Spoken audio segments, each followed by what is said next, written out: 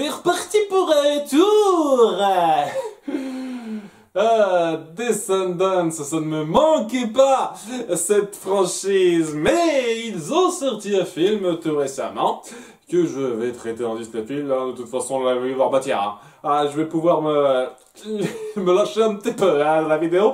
Et dont je vais vous parler un petit peu dans cet avis à tiède. Parce que, ouais, il y a des choses à dire, c'est sûr. Et que je tiens à préciser, avant de commencer, déjà d'une part, je m'excuse s'il y a des problèmes de mise au point avec cette caméra. Je ne peux pas m'enregistrer avec la webcam de mon ordinateur tout de suite parce que je commence à avoir quelques petits ratés. Donc il y aura peut-être des problèmes de flou, de mise au point, je m'excuse d'avance. Mais aussi, ouais, avant de commencer, j'aimerais que ce soit super clair entre nous. Je n'ai que mépris envers la franchise Descendants par rapport à son troisième film. Vraiment, ce troisième film est un crachat à la gueule de toute personne atteint d'un tant soit peu de sens logique, pour moi. Vraiment. C'est une espèce de vision bisounours idéalisée débile qui ne prend en compte aucune nuance.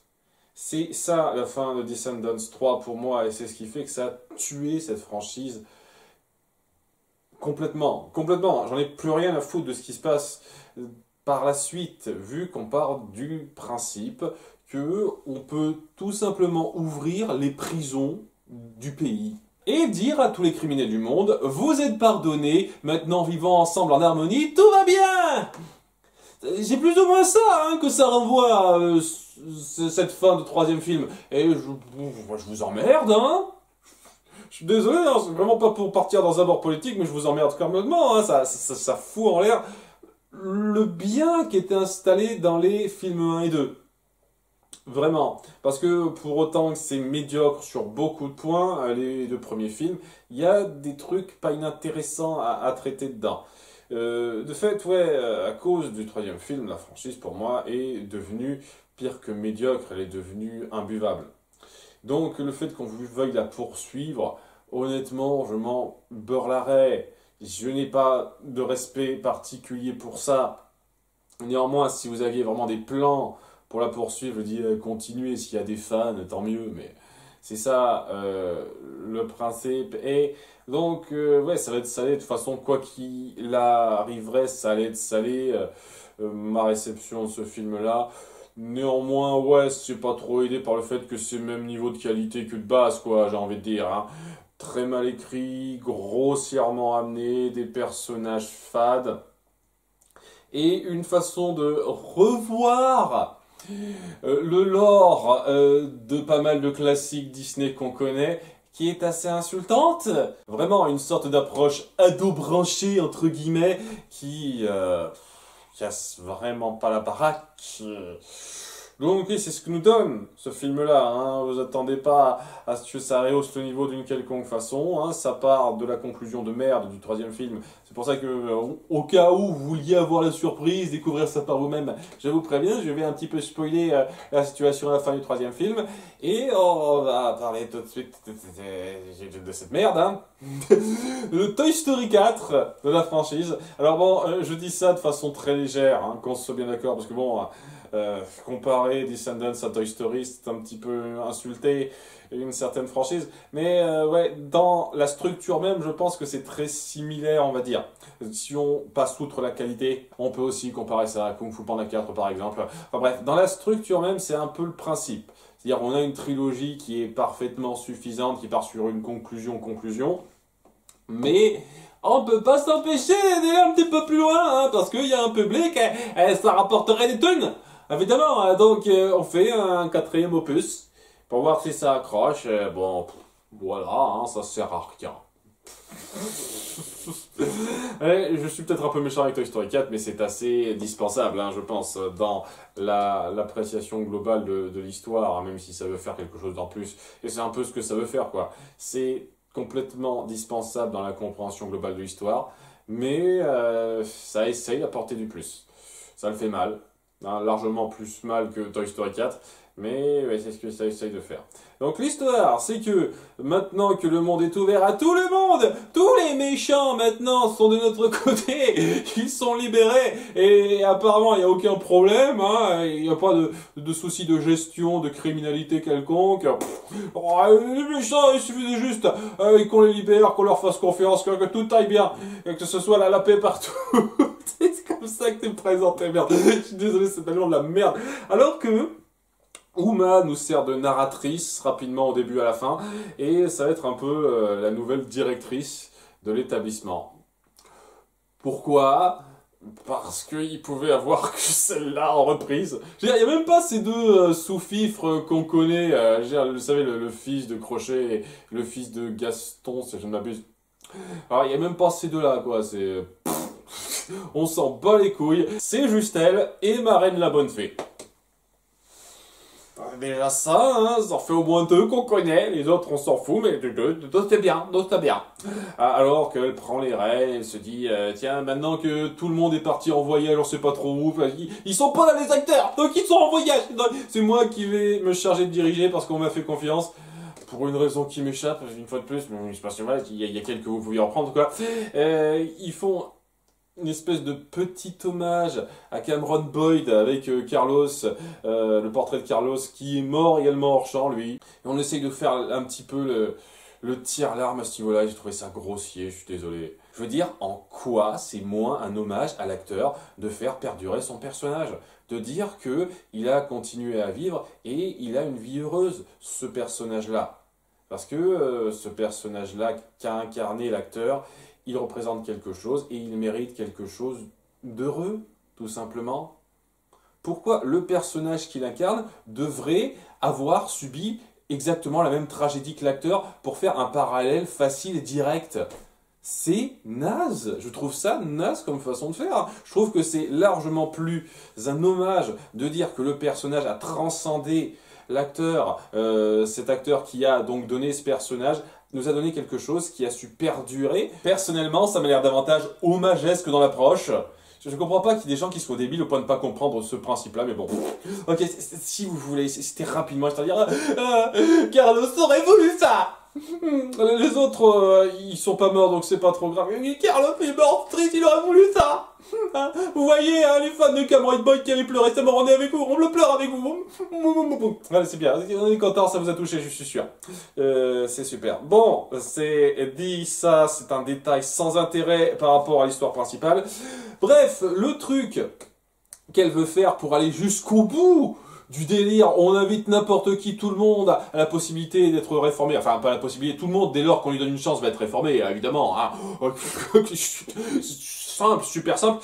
Donc, il manque un royaume qui n'a pas accès à notre établissement, à notre vie à tous. Et ce royaume, c'est le pays des merveilles. Et ouais, c'est un royaume qui a été condamné parce qu'ils ont été jugés trop dangereux. C'est montré très rapidement, ça. Et ouais, elle s'est dit, tiens, on va inviter la fille de la reine de cœur et personne d'autre parce que les autres personnes, on s'en fout royalement. J'adore le fait qu'on veuille indiquer que ça ne se prête qu'aux fils de gens importants. Tous les jeunes issus de 100 noms, on s'en bat les couilles. Totalement. Faut toujours que ce soit les enfants de personnages bien connus. Enfin bref. Au pays des merveilles, c'est pas trop les merveilles. C'est pas trop le côté complètement foufou zinzin, c'est juste un régime tyrannique porté par une reine complètement froide qui veut imposer des règles qui sont même pas justifiées, même dans la folie ou quoi que ce soit. On ne dit pas une seule seconde qu'elle est folle, elle est juste froide. Je veux que tout le monde fasse comme je dis parce que voilà. Et on ne met pas cette ambiance très foufou à la pays des merveilles, quoi. Ça n'a rien à voir. C'est juste un royaume tyrannique comme ça, avec ces petits codes vestimentaires, on va dire. C'est plus ou moins ça. C'est tout ce que c'est de ce qu'on envoie, le pays des merveilles. Le chapelier fou n'est pas fou. C'est le mec très sympa qui est là pour essayer d'aider Red, donc la fille de la reine de cœur, parce que voilà, elle veut se prouver un petit peu, elle aime pas trop ce régime tyrannique et donc elle veut faire sa rebelle. Et au passage, ouais, c'est un petit peu important ça, en voulant aider Red, Il a créé comme ça, rapidement, tout début, hein, dans les 10 premières minutes, une machine à voyager dans le temps. C'est une montre à gousset qui permet de revenir dans le temps comme ça, tranquille. Et limite, ce genre de truc qui serait passé si on avait cette espèce d'ambiance complètement faux-folle à la Pays des Merveilles où tout est complètement loufoque, où tout est un peu n'importe quoi, mais c'est pas du tout le cas, quoi. C'est vraiment pas du tout le cas. Donc, ouais, elle a ce côté très rebelle envers sa mère qui essaye d'être un peu sévère avec elle, mais honnêtement, ça se ressent pas des masses. Que ça la pèse tant que ça, vu que elle peut s'habiller comme elle veut, elle peut faire des transgressions comme elle l'entend, sa mère va juste la gronder un tout petit peu, mais elle va pas non plus la forcer à grand chose. Ça donne pas l'impression que sa mère est une grosse tyran qui la force à avoir une vie comme elle, quoi. Elle lui force un petit peu la main, mais pas au stade où ça en devient vraiment une tyrannie pour elle. Et donc, ce côté je peux pas choisir ma vie, au bout du compte, se ressent pas des masses parce que vous osez pas aller si loin que ça. Vous partez sur le délire qu'on lui coupe la tête, parce que bien entendu, il faut qu'on parle de ça, et c'est jamais montré en fait. C'est juste un truc qu'elle dit de temps en temps, qu'elle fait peut-être appliquer, mais toujours hors champ. Et donc, les conséquences de ce genre de régime ne sont pas du tout ressenties. En tout cas, c'est dans cette petite situation de dispute habituelle qu'elles vont recevoir une lettre, la lettre de Uma, qui les invite donc à participer, à s'inscrire à l'établissement. Et elle accepte, elle est toute contente, la reine de cœur. Ah, génial, on va en profiter.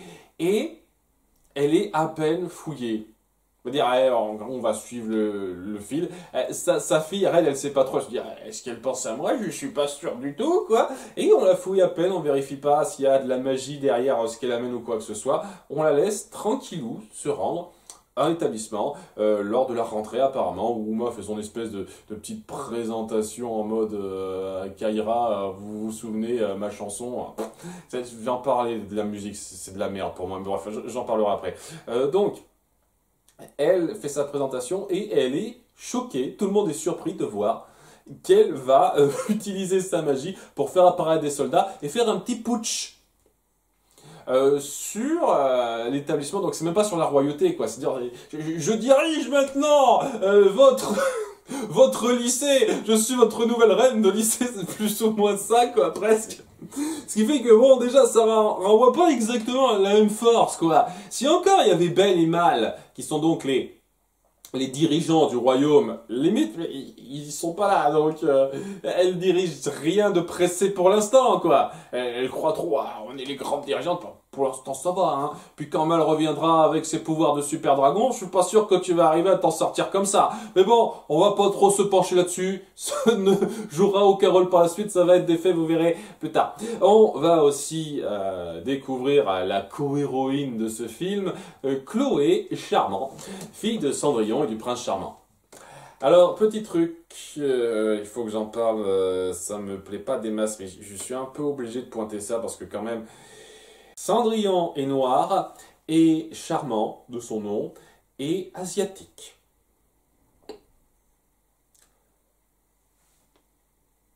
Je vous jure que c'est pas très grave pour moi, mais je sens quand même, Disney, que vous cherchez un peu le bâton pour vous faire battre, quoi. Vous reprenez ces propriétés existantes, vous faites de la réminiscence, c'est clair et net, des classiques Disney animés que vous avez créés. Même au-delà de la couleur de peau, en termes de style, d'apparence, ça n'a rien à voir avec les Cendrillon et Prince Charmant qu'on a connus. Pourquoi vous faites ça? C'est si important pour vous de faire ça. Je le redis, c'est pas gravissime, c'est pas ça qui plombe le film ou quoi que ce soit, mais vous cherchez à vous faire taper dessus pour ça. Je suis désolé, à un moment donné, vous cherchez un petit peu.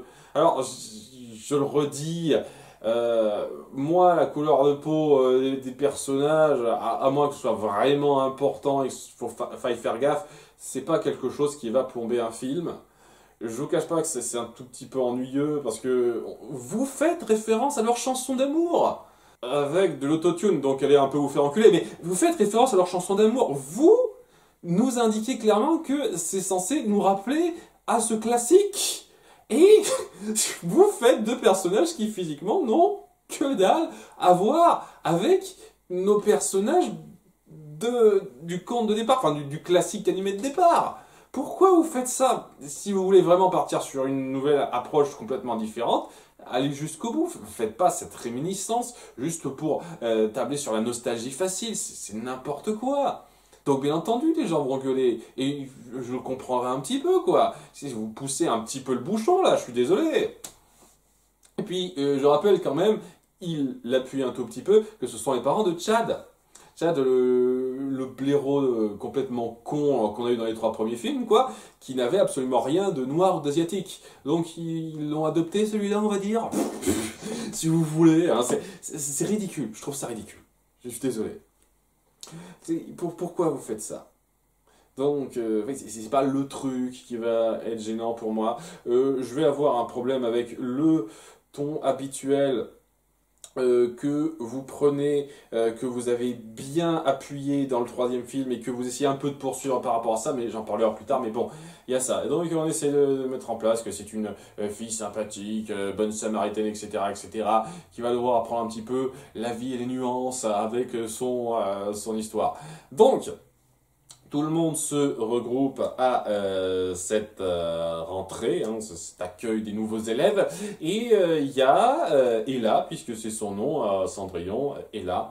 C'est toujours un peu bizarre pour moi qu'on appuie ce nom-là, parce que de base, elle s'appelle Ella, mais étant donné qu'elle est recouverte de sang, on l'appelle Cinder, Ella.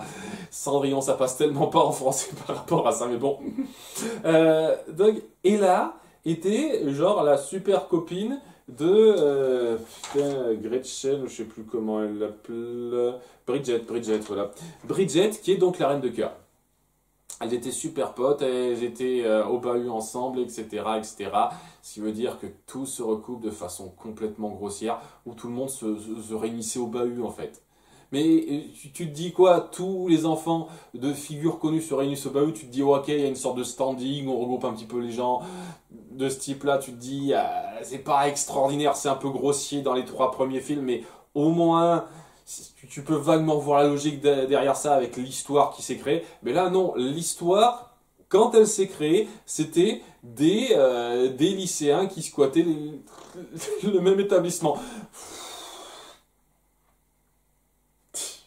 Vraiment ridicule, quoi. Enfin bref, on nous présente ça comme quoi il s'est passé quelque chose de super grave avec le personnage de Bridget, donc la mère de Cendrillon, quoi. C'était une farce qui a très mal tourné apparemment et qui l'a rendue méchante. Et quand je dis apparemment, je le dis parce que je ne sais pas du tout ce qu'il en est. On n'en aura absolument aucune justification, aucune explication de ce qu'était cette farce qui a complètement changé ce personnage. Et c'est un petit peu gros parce que on va voir que donc dans sa prise de pouvoir, alors qu'elle a un petit peu de mal à se positionner raide, elle aime pas trop ce qu'elle fait mais elle a un petit peu peur quoi, elle finit par se dire ce serait peut-être bien de remonter le temps pour essayer d'arranger les choses. Red commence donc son espèce de voyage dans le temps avec sa montre à gousset, quoi, étant donné que Chloé l'a grippée, elles se retrouvent toutes les deux plongées dans le passé. Dans un passé qu'elle n'a pas du tout contrôlé et qui a été décidé par le destin ou je sais pas trop quoi. Et bien entendu, c'était la période où Bridget et Ella étaient au lycée ici avant, lycée qui s'appelait le lycée Merlin, dont on a changé le nom par Oberon une fois que la Belle et la Bête ont pris le pouvoir et ont réuni les peuples en gros. Pour une raison qui m'échappe. Je sais pas, Merlin faisait trop blanc patriarcal, j'en sais rien. Je sais pas pourquoi on a changé le nom, hein, Merlin quand même, enfin bref, c'est un détail. Mais c'est aussi un truc intéressant à pointer, c'est que, donc, en se rendant à cette époque-là, et en décidant de façon un petit peu forcée de devoir ensemble pour arranger la situation, en faisant en sorte que Bridget n'ait pas cet accident traumatique qui la fasse virer grosse méchante, elles vont voir que c'est fréquenté par les méchants typiques qu'on connaît bien. Donc il va y avoir Hadès, Maléfique, Gaston il me semble, Crochet. Il va y avoir Ouliana, c'est d'après ce qu'ils disent, comme ils le disent, la petite sœur d'Ursula. Et j'ai pas compris. Non, mais je veux dire, quitte à partir sur ce genre de dire, pourquoi pas carrément faire que ce soit Ursula. Je pige pas le délire, quoi, de créer un personnage juste pour ça. Genre, vous osez pas donner l'impression que ce sera la future mère d'Hommage. Je comprends pas très bien le délire, quoi. Pourquoi c'est pas Ursula directement? C'est ça qui rend encore plus con le fait que c'est genre la chef de bande, c'est la chef des caïds du lycée, parce que c'est ça nos grands méchants des classiques Disney bien connus, ce sont les caïds du lycée. Ah, ah, on se moque de vous, on vous pique vos trucs, on est des sales méchants. C'est ça la représentation des méchants Disney bien connus des classiques Disney dans Descendants, hein. Je ne sais pas si je trouve ça encore plus insultant que la représentation de merde qu'on a eu dans le premier film, mais c'est pas loin en tout cas, c'est vraiment pas loin. Hein. Pourquoi j'ai pris cet accent, je sais pas. Enfin bref. Donc, en se retrouvant là-bas, dans ce climat un petit peu particulier, elles vont retrouver leurs deux mères, qui sont un peu différentes de ce à quoi elles s'attendaient. Va y avoir Chloé qui va voir sa mère beaucoup moins souriante, beaucoup moins radieuse que ce qu'elle connaît parce qu'elle est encore dans sa phase où c'est la servante, la boniche de sa belle-mère et de ses belles-sœurs. Et va y avoir Red qui va découvrir une Bridget complètement ouverte, gentille, qui essaye vraiment d'aider tout le monde. Et ça les prend un petit peu par surprise. Waouh, c'est pas du tout la vision que j'avais de toi. Donc elles vont essayer de se rapprocher d'elle sans dire qui elles sont évidemment, mais en donnant leur vrai prénom. Ce qui veut dire que c'est une chance qu'elles n'aient pas décidé de changer le prénom de leur fille une fois qu'elles les ont eues, parce qu'elles connaissaient quelqu'un de ce nom-là avant. Mais bon, de toute façon, ça m'amène pas mal de... Je vais pas trop me pencher là-dessus, mais punaise, quoi. La logique temporelle, on est dans le voyage dans le temps, les répercussions, c'est géré avec le cul.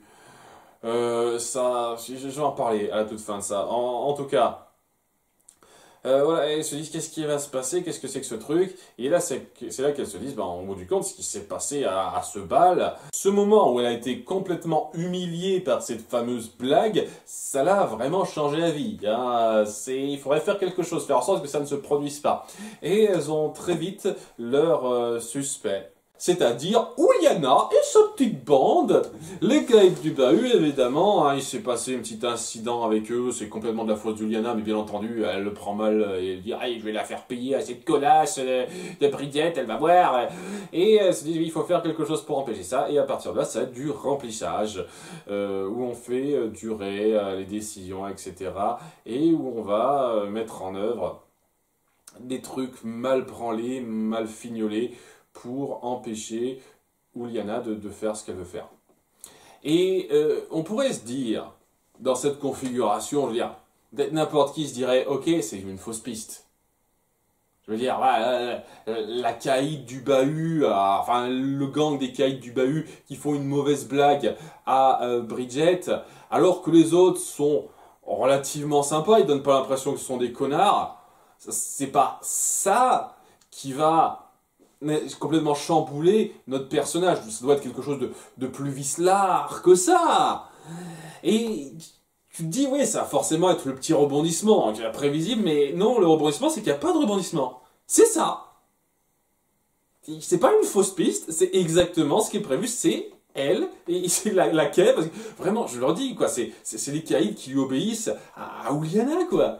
C'est même pas Ursula, c'est Uliana, il y a Hadès, Maléfique, Crochet et Gaston qui sont ses lèche-bottes presque. Vous foutez de ma gueule, putain. Excusez-moi, j'ai beaucoup de mal, j'ai vraiment beaucoup de mal. Ouais, c'est le truc. On va avoir des petites considérations, surtout, et c'est peut-être les seuls moments que j'ai trouvé intéressants et un peu jolis, des moments entre Chloé et Ella. Et là, qui est en mode, je vois la vie de façon plus grise que tu crois, faut arrêter d'avoir cette espèce de vision simple des choses justes et injustes, comme si c'était aussi évident. Il y a quelques petites leçons à tirer là-dedans qu'elle apprend, que je peux un tout petit peu apprécier. C'est la partie que j'ai trouvé pas trop dégueulasse. Ça cassait pas la baraque, mais moi c'était pas trop dégueulasse. Ça partait du principe d'une Cendrillon suffisamment similaire mais suffisamment différente pour proposer quelque chose de pas trop mal, quoi. J'aime beaucoup Cendrillon sur le principe. Je trouve qu'il est très très bien rendu par la franchise animée Disney, hein. Je pense que j'ai été assez clair là-dessus, mais ouais, votre interprétation, elle est pas mal. Elle est pas trop mal. Alors, en tout cas, ouais, après tous ces délires-là, va y avoir cette idée d'aller trouver un bouquin de magie interdite en douce dans la bibliothèque de Merlin. Il y a tout un délire qui dure des plombes sur est-ce qu'on va l'avoir ou pas, des petits PL, etc. Et c'est le grand moment d'action de fin, quoi. C'est pas je lutte contre les grands méchants, un combat dantesque d'une quelconque façon, c'est juste on lutte contre le piège de Merlin pour trouver le bouquin. C'est ça le grand combat de fin. Pour qu'à la fin, quoi, après s'être cassé le cul à le délier un petit peu, il va y avoir donc Uliana et sa clique qui vont mettre la main dessus à leur place en mode ah, c'est à nous, on vous le pique, mais en ouvrant. Et ils se font avoir par un piège qu'avait installé Merlin qui les fige. Et c'est là que je me sens un petit peu obligé de parler de logique. Parce que il y a beaucoup de problèmes de logique dans ce film, vraiment, hein, mais celui-ci, c'est un petit peu particulier. Parce que là, c'est le moment où, étant donné qu'ils se sont fait avoir et ils se sont passés par la Merlin juste après, eh ben, ils vont être collés à vie presque et ils pourront pas faire de mal à Bridget. Et donc, ça va bien se passer. C'est vraiment le truc, tu te dis... je vais en parler très vite de ça, quoi. Elles ont réussi, elles ont pris le bouquin, plus personne n'aura la main dessus, etc., etc. Et donc elles se disent, on a sauvé le futur. Il y a encore ce côté incertain. Est-ce que, oui ou non, on a changé le futur? Mais lorsqu'elles vont dans le futur, elles l'ont changé. La mère de Red, la reine de cœur, Bridget, et la gentille reine blanche maintenant, qui aime l'amour, et il y a il y a une danse de farce. C'est tellement rushé. La fin est tellement expédiée avec le cul. J'y ai pas cru, moi. Moi, je me suis dit, tiens, elles croient qu'elles ont réussi. On a empêché apparemment les méchants de faire leur sale coup. Et en revenant dans le futur, elles se rendraient compte, en fait, non, rien n'a changé. Et donc, ce serait le cliffhanger, parce qu'il restait quelques minutes, je me dis, ok, ce serait cliffhanger, vous voulez faire ça en 2 parties ou quoi que ce soit, mais non, non, non. Tout est réglé, conclusion. Il y a Uma qui nous fait une espèce de petit speech. Ah, les couloirs 8 ans, si on les manipule comme ça, il peut y avoir des répercussions. Vous croyez que c'est la fin? Bah, regarde vers la caméra, je veux dire, il n'y a rien dans ta mise en scène qui laisse l'histoire ouverte à grand chose de plus. Tout va mieux, hein, mais ça amène beaucoup de problèmes. Parce que moi, j'aurais pu accepter, j'aurais trouvé ça grossier, vraiment un petit peu putassier de terminer sur une espèce de fin ouverte en disant ah, attendez la partie 2, mais bon, ok, pourquoi pas, quoi, ça aurait pu quand même donner un petit effet, mais là, c'est pas le cas. C'est pas le cas, les méchants n'ont pas pu faire leur sort, elle est gentille. La reine de cœur est complètement gentille, de ce qu'on nous montre, complètement. Ça change totalement et c'est le problème qui va amener pas mal de soucis de logique, hein. Je vais en parler en détail lorsque je ferai la critique Disney Fit dessus, mais voilà, un premier truc que je peux dire facilement, c'est à aucun moment donné, il n'aurait pu mettre la main sur ce livre de sorts, la clique d'Uliana. On est d'accord? C'est-à-dire, il l'aurait ouvert et ils auraient été pris par la malédiction qui les a figés, point. Il se serait fait coffrer par Merlin et il serait été la même. Logiquement, je ne vois pas la différence. C'est juste qu'ils auraient dû batailler un peu plus pour avoir le livre. Ou au pire, ils n'auraient pas eu le bouquin, mais à ce moment-là, ils n'auraient pas pu faire leur blague. À la limite, j'aurais pu dire, ok, ils n'ont pas eu le bouquin, ils n'ont pas fait leur blague, ils l'ont fait autrement qu'avec un livre de sorts interdit. Ok, limite. Limite. Mais bon, il y a un autre problème par rapport à ça. Si la reine de cœur est gentille maintenant, qu'elle n'a pas subi sa blague, Et comment ça se fait que ce soit que maintenant qu'elle soit invitée à l'établissement? C'est la raison pour laquelle Oberon a un peu cédé le pays des merveilles et n'a pas voulu que les gens de cet endroit viennent, c'est parce que c'était une espèce de royaume tyrannique qui était difficile à contrôler. Et maintenant que c'est plus un royaume tyrannique depuis le début, que Bridget est une gentille reine, où est le problème? Pourquoi vous l'avez pas invité plus tôt? C'est quoi le souci? Hein? Vous voyez le problème, hein? Et il y a des tas d'autres petites considérations de ce genre à prendre en compte que je vous garde. Je vais pas cramer toutes mes cartes avant le Disney film, mais waouh! Waouh! Écrit avec le cul, hein? C'est les mêmes créateurs que la trilogie originale, hein? Ça se voit? Ça se voit. Mais ça appuie aussi un problème assez important que j'ai, c'est le côté réhabilitation facile et cette espèce de justification des mauvais comportements qui commencent sérieusement à m'irriter. Vraiment. Alors, on essaye de minimiser totalement les comportements crapuleux graves que peuvent avoir les gens. C'était déjà le cas dans les 3 premiers films. Ça essaye encore de continuer sur cette voie-là en disant non, c'est parce que on leur colle une étiquette, etc. Et c'est pas bien. Alors qu'en fait, la raison pour laquelle ils sont coffrés au départ, les méchants, c'est parce qu'ils ont été méchants. Ils sont méchants et après on leur colle une étiquette. C'est pas on leur colle une étiquette, ils deviennent méchants, connard. C'est pas dans ce sens-là, espèce d'enculé. Donc déjà, c'est le problème. Et aussi, on essaye de dire que la seule raison pour laquelle la reine de cœur est une putain de tyran qui coupe la tête aux gens dès qu'elle en a envie, avec ses règles à la con, hein, enfin ses règles ultra strictes, et ben c'est parce que elle a été traumatisée. C'est juste un petit traumatisme de lycée. Paf, ça fait de vous une sale méchante finie. Qui est prête à régner sur le monde pour forcer les gens à faire ce qu'elle veut et dès lors qu'il y a le moins de problèmes, et on coupe la tête. Carrément, quoi. Je veux dire, ce que ça montre en fait, c'est que on a affaire à quelqu'un de très désaxé et qui a la possibilité de virer Starbé très vite en fait, hein. On a un cas d'hypersensibilité très délicate et dangereuse, j'ai envie de dire, hein, si on est vraiment à ce stade-là. En tout cas, ouais, c'est ce que ça veut appuyer, c'est peut-être la raison pour laquelle je pourrais peut-être me ranger du côté de ceux qui crieraient au wokisme par rapport à ce film. Alors, je tiens à appuyer un truc parce que je sais que j'ai défendu un peu le contraire pas mal de fois. Je tiens à préciser une nouvelle fois que j'emmerde les extrêmes, que ce soit d'un côté comme de l'autre.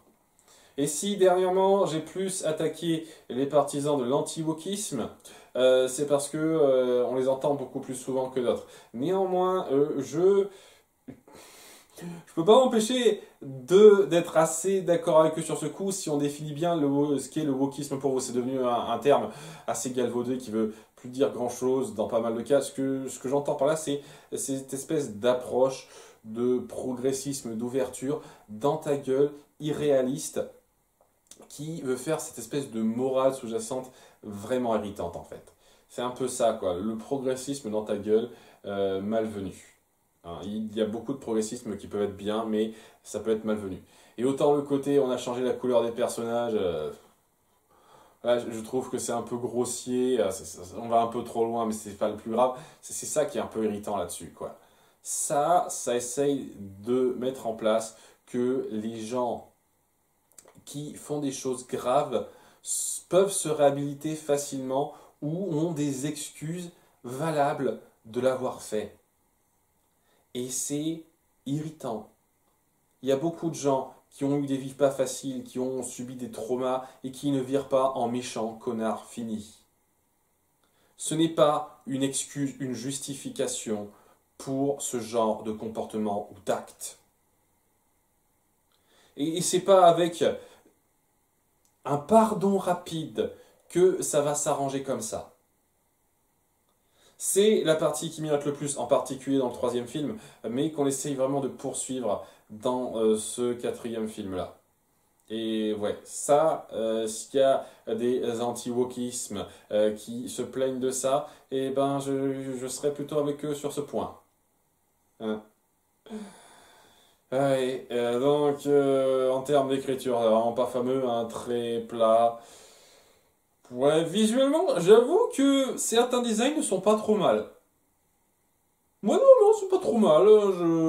Je trouve que c'est quand même mieux réussi que les designs de merde, les costumes pourris que vous avez fait dans le premier film, c'est sûr. Je trouve qu'il y a du mieux, sur pas mal de points. Le design de la Reine de Cœur, par exemple, était plutôt cool. Et certains décors étaient bien faits, vraiment. La musique, bah, ça devient de plus en plus branché Jones, t'as vu, hip-hop et R&B à tout va, c'est trop ça. C'est vraiment chiant. Déjà, oui, je commence à en avoir ras le cul des reprises de classiques qui te foutent de l'autotune ou une espèce de rythme un peu plus R&B, comme je l'ai dit. Mais vraiment, il y a rien qui va, quoi. Déjà, je trouve que ça devient du on chante au lieu de parler. Mais vraiment, c'est largement pire que ce que les trois premiers films ont fait à ce niveau-là. Vraiment, la plupart des chansons dans les trois premiers films étaient plutôt bien appuyées pour faire de la déclamation qui avait un sens et qui n'était pas du dialogue naturel qu'on pouvait poser comme ça. Là, il y a beaucoup de chansons, c'est juste je dialogue, mais je suis obligé de dialoguer en mode rap battle presque. C'est. Ah. Et ouais, pour des conneries, quoi. C'est rien d'extraordinaire. La musique est. Je veux dire, je suis un vieux con à ce niveau-là, on va dire, hein, mais vraiment pas du tout pour moi. Pas du tout pour moi. Et donc, qu'est-ce que ça donne au bout du compte, cette espèce de produit qui casse pas la baraque. Je pense que je préfère quand même un tout petit peu au troisième film. C'est pas aussi insultant que la conclusion de merde du troisième film. Ça reste un tout petit peu plus acceptable, mais c'est aussi très naze. Sur l'écriture, je pense que c'est le plus fait là, va comme je te pousse sur pas mal de points. Et on sent vraiment le rajout qu'on veut faire par de là quelque chose qui n'avait plus grand chose à raconter en fait. C'est la raison pour laquelle je m'attendais pas à grand chose de ce film-là. Vous avez conclu beaucoup trop vite l'histoire de Descendants dans le troisième film. Et à cause de ça, il n'y avait plus rien à raconter à part faire une espèce d'extension inintéressante et dispensable. C'est exactement ce que c'est.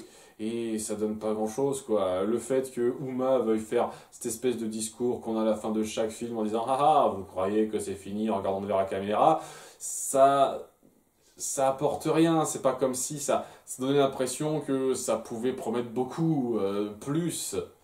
Je veux dire, si ça vous fait plaisir, vous pouvez inventer des conneries de modifications temporelles qui vont foutre la merde et donc nos deux héroïnes vont essayer de faire quelque chose contre ça, mais qu'est-ce qu'on en a à foutre?